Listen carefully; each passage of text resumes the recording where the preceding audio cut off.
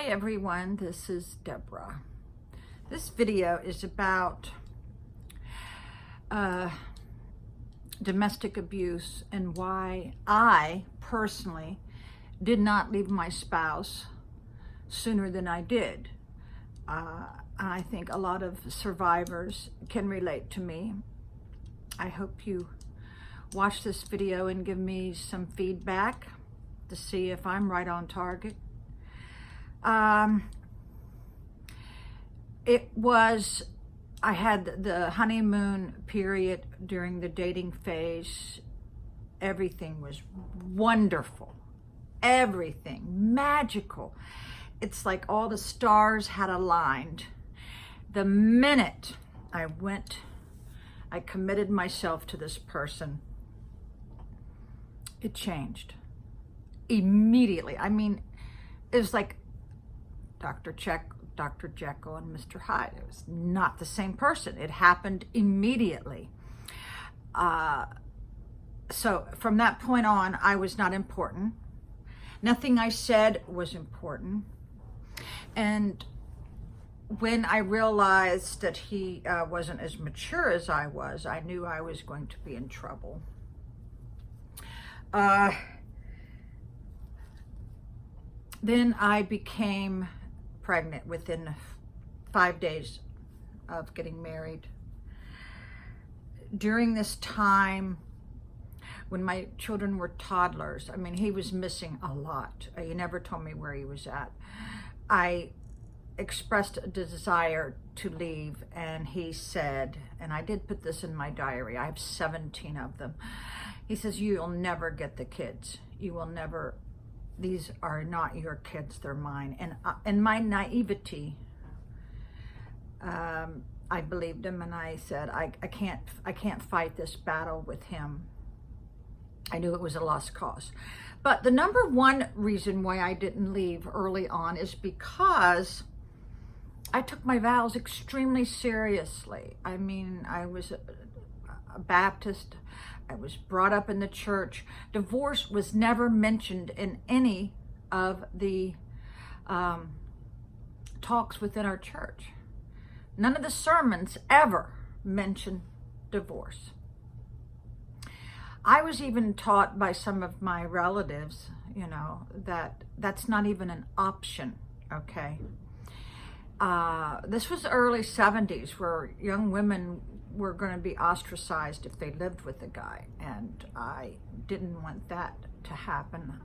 So I did get married to this person, yeah. Now, as my children were growing, things were not adding up. During these absences, we would go to a party, and I have to find a way back to the house by myself because I couldn't find him, And then I would get very disturbed, and it came to the point where there's no use questioning him. He wouldn't allow me. I didn't have a voice.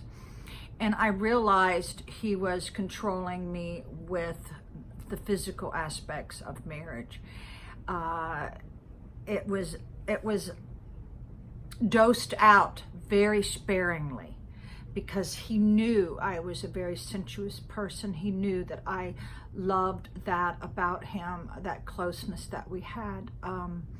And he used that to control me for many, many years. And for 16 years, I would tell him, if you don't start showing me some attention or some physical love, I am going to have an affair. And I told him this every day for 16 years. Okay, so after 16 years, I got tired of this and I left.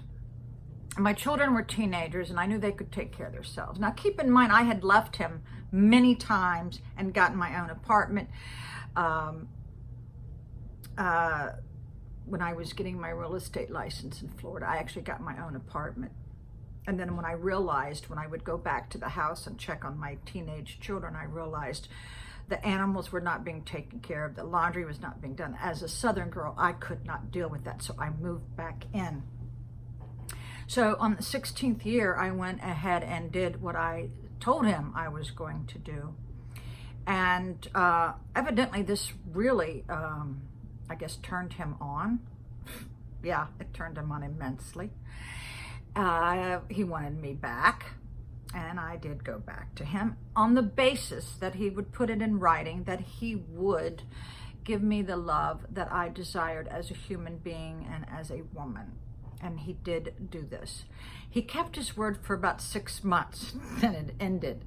It's like futile. And then I realized I had made a big mistake, because during that time I had fell in love with a guy who treated me wonderful and treated me like a lady. And I did go back to my spouse. So during this time, we started a very successful business where I was the owner for 25 years. I was the owner, and we made a lot of money, and everything was about the business. I got really caught up in that. I got caught up in the money, the business, everything that goes along with having a business. And then I realized when someone came into our marriage that I did not like, I expressed this to him, and he wouldn't do anything about it. He actually let this person move into our home. I knew then that something really wasn't right. And like I said, nothing I said, I didn't have a voice. And so I went and moved into one of our other homes. I had owned a mountain chalet and also a house on the water where the White Marlin tournament is held in Ocean City. Like I said, we had a lot of money, a lot of assets. And during this time, I thought maybe he would realize what he was giving up or whatever, and things didn't get better, it got worse. So I thought maybe if I had left him for about 7 months that he would come to his senses, and whatever he was dealing with in his life, which was he was not sharing. He was very closed-mouthed about what his loves and dislikes were. And so during this time, he had done some horrible things to me. I tell my grown-up children, if you had known what your dad had done, you would not have tolerated it. But this was before you could videotape on your phone and stuff. I loved him. I loved him so much. I still love him, but I didn't love the person that he had become. And one day I actually asked him to choose between me and this other person, and he chose the other person. That upset me so much that I ran to the commode and actually threw up. And I knew then I had to go through withdrawal, because I had obsessive love about him. I worshiped him. I honored him in every way. I took such good care of him. I cut his hair for 38 years. I took care of the business. I bought all of his trucks, or I should say, I bought my trucks, a fleet of trucks, and I set the business up beautifully. There was, no problems with that. But then I just wanted him to come to his senses, and he never did. It took me so long to leave him because I was going through withdrawal from love. I actually stopped eating for 4 months. My family became extremely alarmed. I actually got naked and stood in front of a mirror, and I didn't recognize my body, because I am a very well-rounded girl. And when I looked in the mirror, I go, where is my tits? Where's my ass? I had none. Absolutely none. All I could see was my bones poking through. And it was the worst time in my life when I went no contact. For 30 days, I changed my number. I blocked him. I did everything I could to get him out of my system. To this day, I keep wondering, well, what if? He had left me a message asking for forgiveness, and I was dating somebody at the time, and he made me erase that. I wish in some ways I had, called him back because he said, if you don't answer this, I'm never going to talk to you again. I wish sometimes I had picked up the phone and say, I forgive you. But I knew it was never going to end the abuse. It was extremely mental, very physical, and also many other forms of abuse. I had called the police 9 times. I actually have a copy of that report. But if you don't get a copy of the report when it happens, you have to get a court order or something to get it, to get the report. If you go retroactive, you need to get these reports within days of reporting the abuse. So I realized he was capable of the worst. And I remember when I tried to go back and get my old life back, I remember walking into the office and I saw how the office was just filthy. I mean, the floors were filthy. I never, ever let that happen. So I got down on my hands and knees. Now, this is with a herniated disc and a slip disc, right? I was on my hands and knees cleaning that office floor and crying, and he got so upset at me. I mean, it got to be very violent. I mean, I had to get into my Hummer and leave again. That's when I realized that one of his employees said, oh, he's got many lovers. And I realized, oh my God, he has no wishes to keep this going. I mean, this is 40 years of marriage I devoted to this guy. So I remember one time I was bedridden with sadness and depression, and my aunt came upstairs. She says, why aren't you divorcing him? What is the problem? And I told her, I said, the business will be ruined if I leave. And she said, that's stupid. The business should not be a reason why you're not choosing happiness. So I realized that I was being controlled many, many different ways. Then all of a sudden the money stopped. I had to sell as much stuff as I could. I didn't even have money for an attorney. Of course, when the attorneys found out how many assets I had, they wanted $50,000, you know, but there are so many reasons why women can't leave an abusive relationship. Number one thing is if you have children together. The other thing is money, stability, having a home, having a roof over your head is extremely important.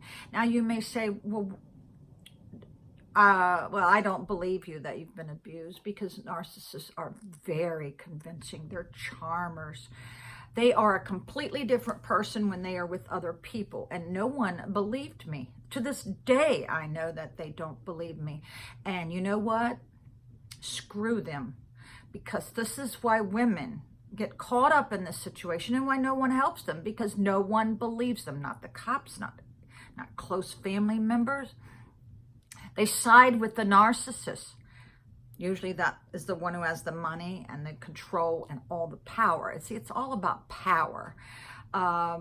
So yeah, they go, well, I wish now I had taken pictures. I was so traumatized that I couldn't even think. They do that to you. It's called gaslighting. You don't even know what the hell's going on most days because you are so traumatized. He had taken his fist and put it through every door in our house. I had to keep a carpenter on call at all times to come and fix the door. The doors, plural. He even came to our house in Ocean City and busted down that door. It didn't take much to get him upset. You had to walk around with eggshells. I remember he bitched at me for the way I put a trash can liner in the trash can. Keep in mind, I'm the one that did all the outside yard work. I mowed 20-some acres. I took care of 9 dachshunds. I did all the insurance, the payroll, the workers' comp.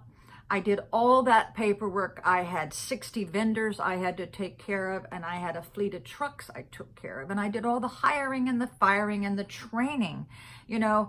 So, yeah, people didn't believe. Only 2 people that I know of actually saw his true self, and their jaw dropped open and they backed out. One of them actually told one of my best friends, and she said, I was so horrified at what Debbie had to deal with. So there's only 2 people who believed me because they saw it themselves, you know, and it was unexpected. This one person was outside the door listening to what was going on inside the house when we were on vacation in the Dominican. This person was outside the door listening. So that person went and told one of my best friends, yes, Debbie is being abused, and I feel so sorry for her. Another one was an office manager, happened to walk into our house, which our house was like 100 feet away from our huge shop. She walked in unexpectedly and heard him the way he was talking to me, and she never commented. He even commented once that he had done her. Yeah, and she was livid the next day. Evidently he had threatened her or intimidated her, that she said, oh, I'm not upset about that at all, you know. But I know once I left, the way he controlled his secretaries, he would put a gun on the office desk to keep them silent because they were finding out things that I had found out that no one believed me. Well, these girls found out what I had found out, and they were extremely disturbed about his secret life. And in order to keep them quiet and keep them under his thumb, he would lay a gun on his office desk. And of course, these girls, they left as soon as they could get out of there. But yeah, I knew that if I had stayed, a lot of my family said, oh, go back, go back. I said, you want me to go back to a situation that could take my life? No. Money is not as important as my own life. And I had to fight with them. I said, I am not going back there, because I knew it was a matter of time where he was going to throw me down the stairs, or he was already tripping me. He was already making me fall. And this is with a very bad back. And I seriously think that one of the reasons why my back is so bad is because of this. So when someone tells you that they're being abused, for God's sake, believe them. Don't be an ass. Don't be an ass. Say, oh, you really were? Oh, I just can't believe that. No, you are part of the problem. You are part of the problem when you don't believe that a woman is being abused. Also, when men are abused by women, you know, they are in the same stigma. Yeah, so don't be that stupid, naive person who says, oh, you've got a good life. Oh, yeah. No. Don't be that ignorant person. You need to help them. Many, many times I was suicidal. I didn't want to live. But I put my faith in God where it needed to be, instead of putting my spouse on a pedestal. So I'm still being controlled by him. I'm still being abused indirectly, and I'm trying my best to put a stop to that. And everything that I'm telling you, I have a lot of the witnesses are now deceased, you know. The carpenter who used to repair all of the doors, he's now gone. But yeah, when someone is in power, just like in the news, there's all these powerful men like Bill Cosby and a couple other ones. I know one of them just committed suicide in jail. When someone is in power, they think they have the right to abuse others. Okay? And it's very, very difficult to go up against somebody with power because they've got the money to hire the attorneys. The victim does not.